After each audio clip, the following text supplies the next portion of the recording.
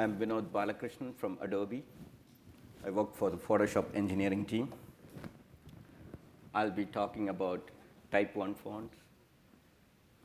First, I will start with a little bit of history. Then there is going to be a small take-home homework. When we talk about the history of Type1 fonts, there are a couple of friends in this crowd. They lived through the history of Type1 fonts.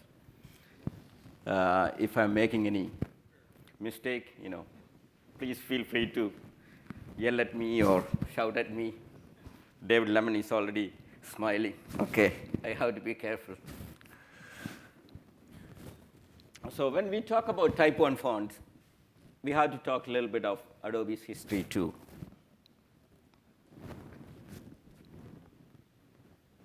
Adobe was founded in 1982 by John Warnock and Chuck Geschke in Mountain View, California. They both met at Xerox PARC at Palo Alto, California. It was one of the leading research centers of that time, owned by Xerox company, the famous photocopier machine company. And Xerox PARC was kind of a incubating company, incubating ideas for many of the startups, which became very successful in later years. So when they found the company Adobe, their initial business plan was to make a page description language and a dedicated hardware which goes with that, especially for the high-end printing market. But in early 1983, something interesting happened. They got a call from Steve Jobs. Steve Jobs was running Apple Computers. He was the CEO of the company. He heard about the small startup in Mountain View. Steve Jobs and his team was hard at work to release the first version of the Apple Macintosh. They were also looking for a solution, printing solution, which is actually improve the printing experience for the office market segment. So Steve Jobs met the Adobe founders. They had a series of meetings. At the end of these meetings, Adobe made two important decisions.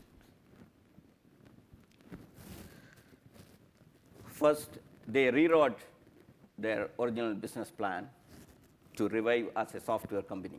So the initial plan was to make both software and hardware. Second one was their page description language. They want to license it out to Apple and also build outline fonts for them.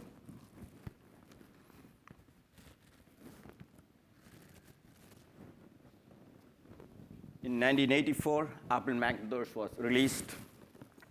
In 1985, first laser writer, the printer, was released. So Apple engineers, they made a Motorola 68K based small circuit board which can run Apple's page layout, page description language called PostScript, and also run the Canon laser engine.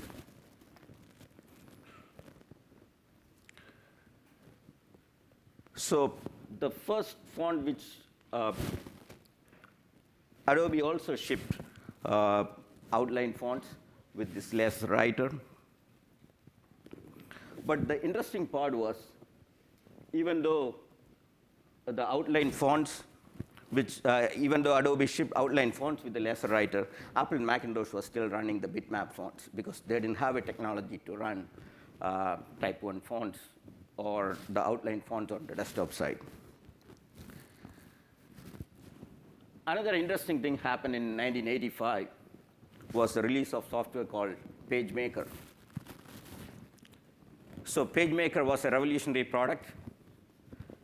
So it could lay out text and graphics in a design space, and send that information to a PostScript printer to produce high-quality printed results.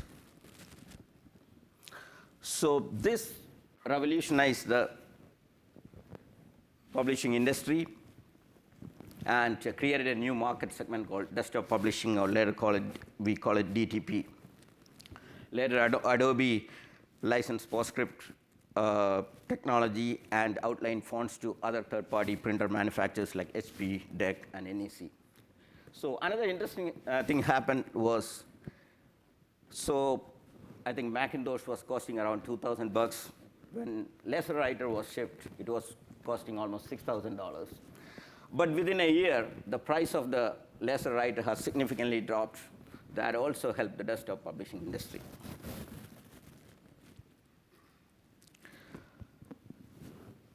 So these are the fonts which shipped with the first LaserWriter: Helvetica, Times, Courier, and Symbol. The first two one, Helvetica and Times, which came from Linotype, and Courier and Symbol, it was built by Adobe in-house. Yes, those are the Courier and Symbol were the first fonts which was developed and shipped by Adobe. So in 1998, LaserWriter for Japanese was released. That was LaserWriter 2 NXTJ. And this picture was shot during that time. I pulled it out from Stanford Library Archive. So anyone can tell me which font it is?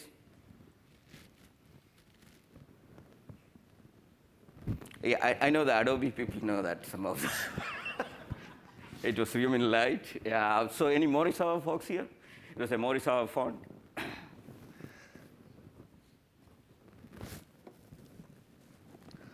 So the fonts bundled with PostScript printers. Most of the fonts bundled with type were in Type1 format. But Adobe didn't release the spec of the Type1 format for a while. So third parties could develop the fonts only in Type3 format. So Type3 formats, the glyphs are represented using the entire PostScript instructions. And Adobe will take the Type3 font from the third parties and then convert to Type1 and hint it, and then bake it with the printers for some cases.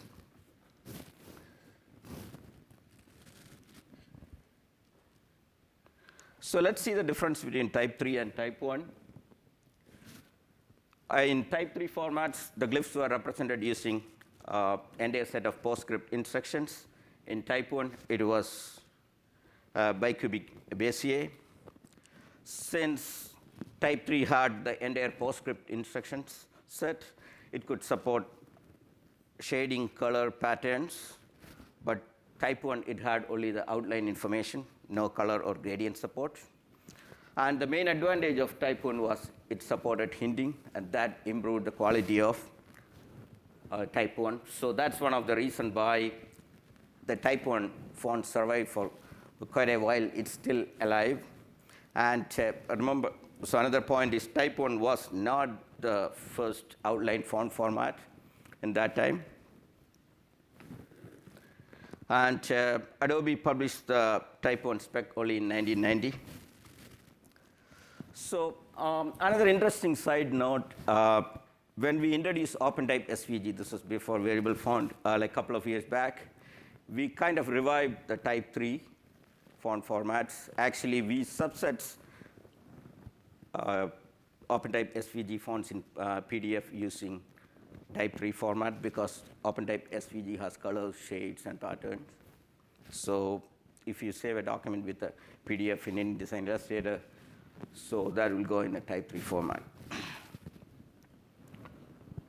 This picture just shows a comparison of and standard outline fonts which are shipped in printers with the corresponding bitmap font which was on the desktop.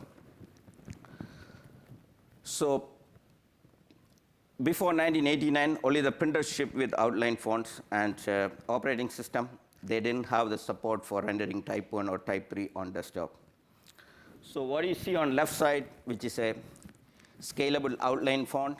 And what you see on right side, that's a bitmap version of the Type1 fonts. So whenever Adobe shipped a new font, they also shipped a bitmap version of it. It's called a screen font.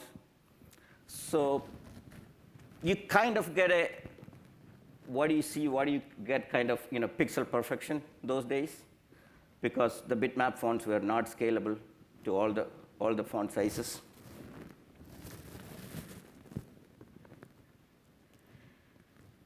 But in 1989, some interesting development happened. Our neighbor, Apple Computers, they released a new competing font format called TrueType. So those fonts, so one of the advantage was since it was an operating system vendor, they could have the Type1 font format. It was represented using quadratic Bezier, both on the desktop side and also on the printer. So till that time, Adobe had only bitmaps on the desktop and outline on the printer side. But that triggered, the so-called the font war in the industry. I think some of you might remember that. And within a year, it's probably around 9 months' time, so Adobe took a big project. So they released something called Adobe Type Manager, also called ATM. So what ATM helped was you could render the Type1 fonts on the desktop. So Adobe developed this ATM without the help of operating system vendors. So think about that. You won't be able to do those kind of things right now in a modern operating system. If you worked on old Macintosh, how to patch the traps and all those kind of things you could do that those days.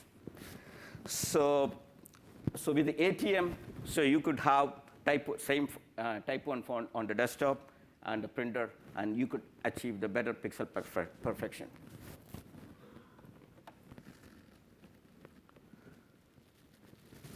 So with the ATM, you could have variable width fonts and better pixel perfection between the printers and the desktop. Moving forward, in 1992, multiple master was introduced. That was also in Type1 format. I think 94, TrueType GX was announced. And moving fast forward, in 1996, OpenType was announced. So later, it became a joint project among all the big three, Apple, Microsoft, and Adobe. By the time around 2000, 2001 timeframe, ATM got integrated to macOS and Microsoft Windows XP in 2000. This was part of the deal with the OpenType agreement, too. And around the 2000 timeframe, Adobe also moved all the Type1 fonts to OpenType format. This is a brief timeline of important events. So if you look at on the top, I divided into 3 segments. One was the Type1 era, then comes the Type1 and ATM, then came the OpenType. The Type1 era was from 1985 all the way to 1989. So those days, only the printer had outline fonts. Then from 1999 to around 2000, it was ATM time.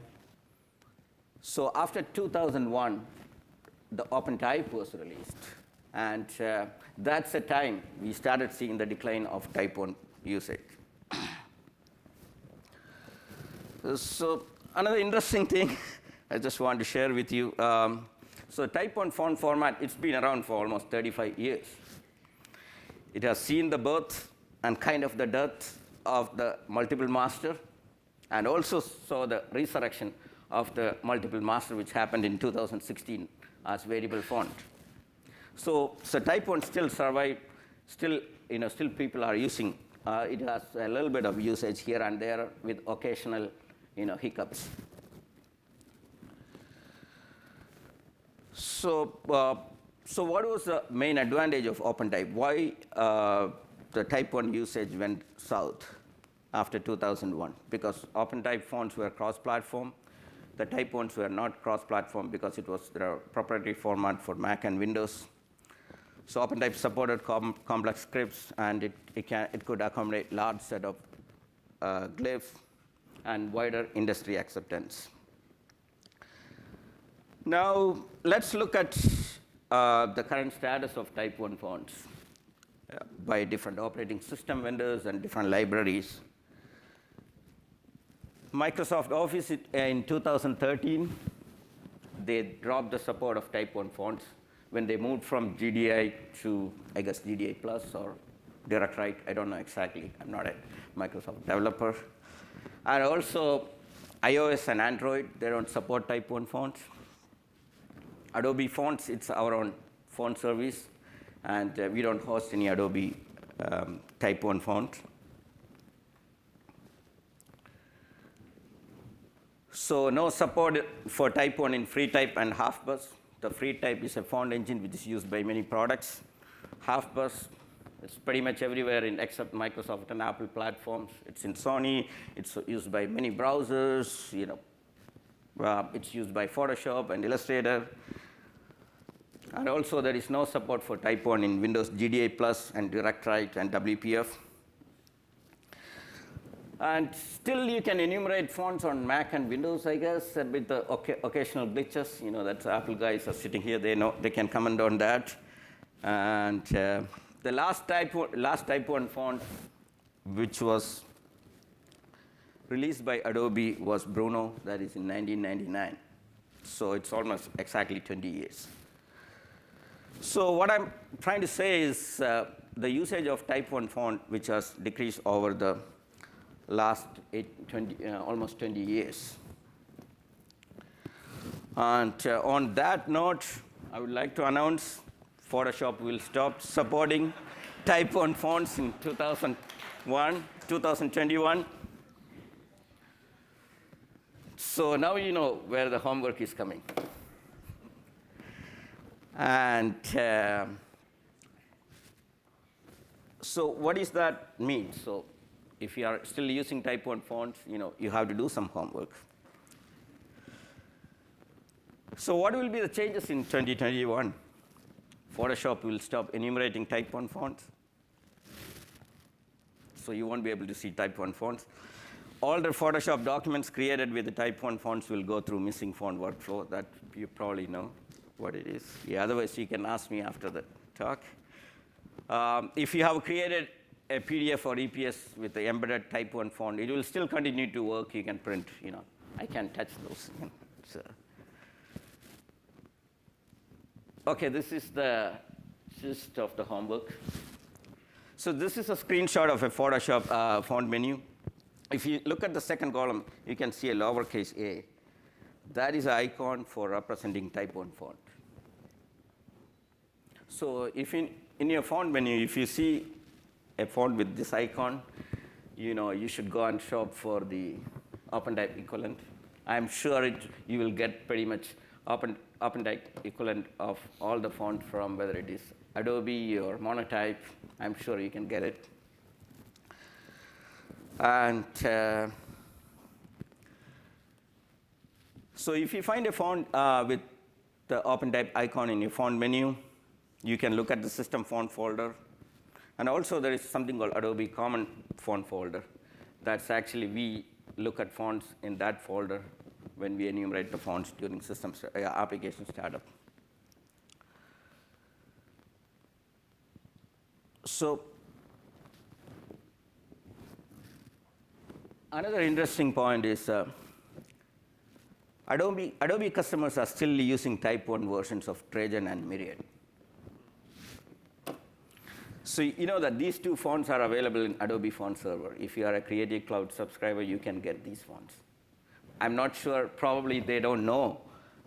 They must have got it. It's been lying around in their system for years. So again, the way to find out is look at your font menu. And it won't have a name. Like if you see a Trajan or Myriad, it won't have a name pro at the end of the name. So that's all I have to tell you. And I'm sure that if you have some questions, come and talk to me after the talk. And this is my contact information. Thank you.